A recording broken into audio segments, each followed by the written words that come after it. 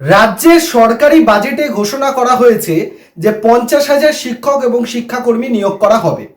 এই শিক্ষক এবং শিক্ষাকর্মীর মধ্যে কিন্তু আমাদের প্রাইমারি স্কুলের শিক্ষক, ক্লাস 6 থেকে 8 অবধি স্কুলের শিক্ষক, 9-10 এর শিক্ষক এবং 11-12 এর শিক্ষক, সমস্ত শিক্ষক এবং শিক্ষাকর্মী মানে গ্রুপ সিডি সব মিলিয়ে 50,000 শিক্ষাকর্মী বা শিক্ষক নিয়োগের কথা বলা হয়েছে। তো এখন প্রচুর স্টুডেন্টের মধ্যে বা অ্যাসপিরিয়েন্টসদের মধ্যে একটাই প্রশ্ন রয়েছে যে যারা 6 থেকে 8 অবধি টিচার হতে চায় তাদের আপার প্রাইমারি টেট পরীক্ষা দিতে হবে, এবং যারা 9-10 বা 11-12 এর টিচার হতে চায় তাদেরকে স্কুল সার্ভিস কমিশন বা এসএলএসটি এক্সাম তাদেরকে দিতে হবে।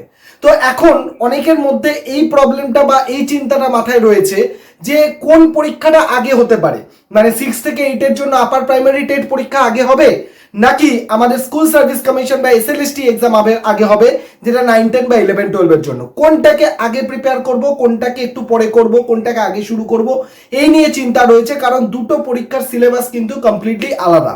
তো আজকের এই ভিডিওতে যাদের যাদের এই সন্দেহটা রয়েছে যে কোন পরীক্ষা আগে হতে পারে কোনটা পরে হতে পারে, কিভাবে প্রিপারেশন করব, আগে কোনটা করব, এই নিয়ে বিন্দুমাত্র ডাউট আছে, তা আজকের ভিডিওতে তোমাদেরকে সেই বিষয়ে একটা ডিটেল ধারণা বা ডিটেল ডিসকাশন আমি করব, যাতে করে তোমরা বুঝতে পারো যে এই মুহূর্তে তোমাদের কোন এক্সামকে টার্গেট করে আগে পড়াশোনা করা উচিত, যাতে করে তোমাদের সময়টা ওয়েস্টেজ না হয় এবং তোমাদের প্রিপারেশনটা যাতে সঠিক পথে এগায়। তাই সবাইকে বলবো ওয়েলকাম টু আমাদের ইউটিউব চ্যানেল সৌভিক পাল ইউটিউব চ্যানেল। আমি হলাম তোমাদের সৌভিক স্যার, যেখানে এসএলএসটি টেট রিলেটেড বিভিন্ন ধরনের আপডেট কিন্তু পেয়ে যাবে। তাই জন্য চ্যানেলটাকে সাবস্ক্রাইব করে বেল আইকন প্রেস করতে কেউ ভুলবে না, এবং তোমরা যদি আমাদের হোয়াটসঅ্যাপ চ্যানেল এবং টেলিগ্রাম চ্যানেলে না জয়েন করে থাকো অবশ্যই জয়েন করে নাও, যার লিঙ্ক ভিডিও ডেসক্রিপশন বক্সে তোমরা পেয়ে যাবে।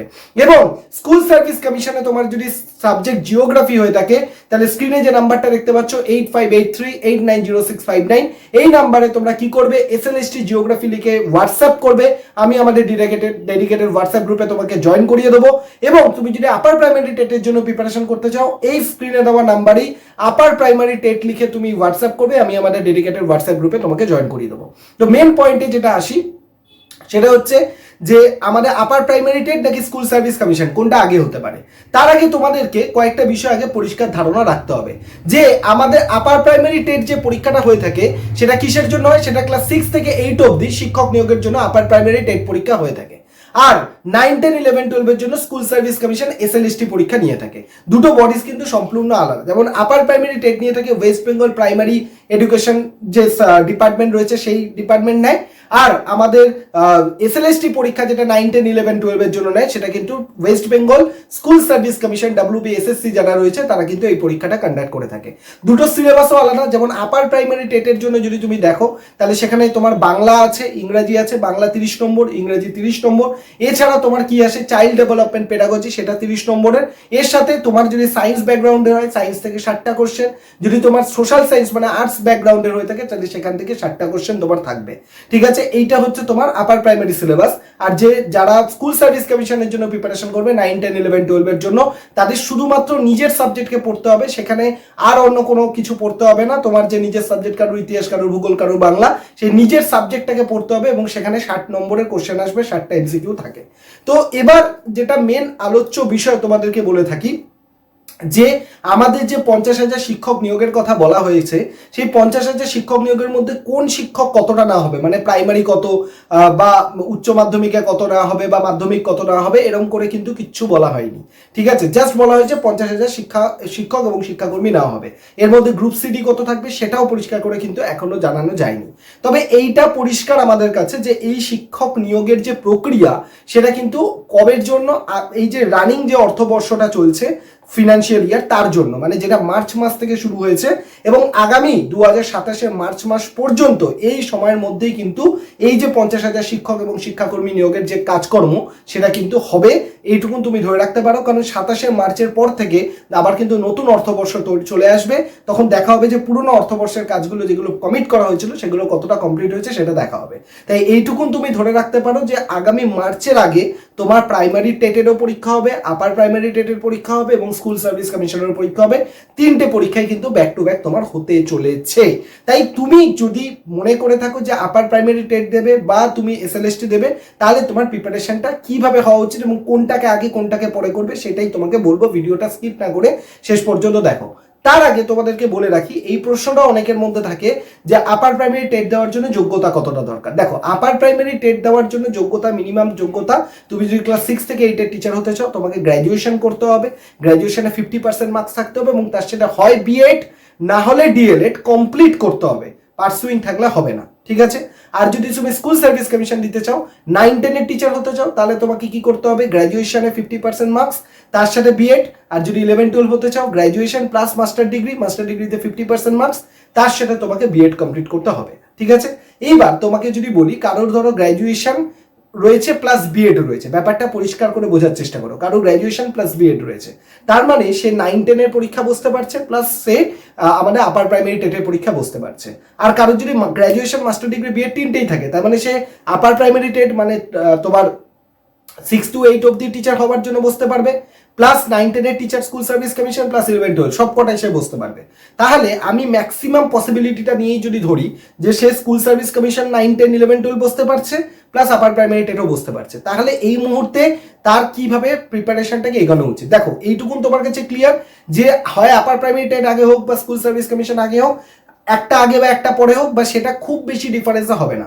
হয়তো আপার প্রাইমারি টেট হলো 1 মাস বা 1.5 মাসের মধ্যে স্কুল সার্ভিস কমিশন হয়ে গেল, তার মানে ডিফারেন্সটা কিন্তু যখন শুরু হবে পরপর, তখন কিন্তু 1 মাস কি 1.5 মাসের গ্যাপেই কিন্তু সমস্ত পরীক্ষাগুলো হবে, কারণ মার্চ মাসের মধ্যে কমপ্লিট করতে হবে এবং মার্চ মাসের মধ্যে কমপ্লিট করতে গেলে সময় কিন্তু আর আমাদের হাতে বিশেষ একটা নেই, এইটা আমাদের মাথায় রাখতে হবে। তার জন্য তোমাদেরকে বলবো, যাদের যাদের ডিগ্রিগুলো মানে এলিজিবিলিটি সবটাই আছে, গ্র্যাজুয়েশন, মাস্টার ডিগ্রি, বিএড সবটাই আছে, তাহলে তাকে কি করতে হবে, আপার প্রাইমারি টেটের জন্য প্রিপারেশন করতে হবে, একই সাথে তার স্কুল সার্ভিস কমিশনের নিজের সাবজেক্টটাকেও প্রিপেয়ার করতে হবে। কি করে করবে, নিজের সাবজেক্টকে ফোকাস করো। হয়তো তুমি কি করবে, নিজের সাবজেক্ট যদি তোমার ধরে নাও ভূগোল, তাহলে নিজের সাবজেক্ট ভূগোলটাকে খুব ভালো করে প্রিপারেশন করো, সাথে তুমি কি করবে, বাংলা, ইংরেজি, চাইল্ড ডেভেলপমেন্ট পেডাগজিটাকে পড়তে শুরু করো, শুধু এইটুকুন পড়ো। প্রথম একসাথে 3টে না শুরু করলো, আগে চাইল্ড ডেভেলপমেন্ট পেডাগজি বেঙ্গলি পড়ো, যদি কমপ্লিট হয়ে যায় তারপর ইংরেজি শুরু করো। আর ওখানে ইংরেজির সাথে আপার প্রাইমারি টেটে যেহেতু তুমি যদি জিওগ্রাফি ব্যাকগ্রাউন্ডে হও, তাহলে সোশ্যাল সায়েন্স ডিপার্টমেন্টে হবে, তাই সোশ্যাল সায়েন্সে তোমাকে কি করতে হবে, ইতিহাস বা অন্যান্য সাবজেক্টগুলোকে অল্প অল্প করে পড়তে হবে, তখন তুমি অল্প অল্প করে পড়ে নেবে।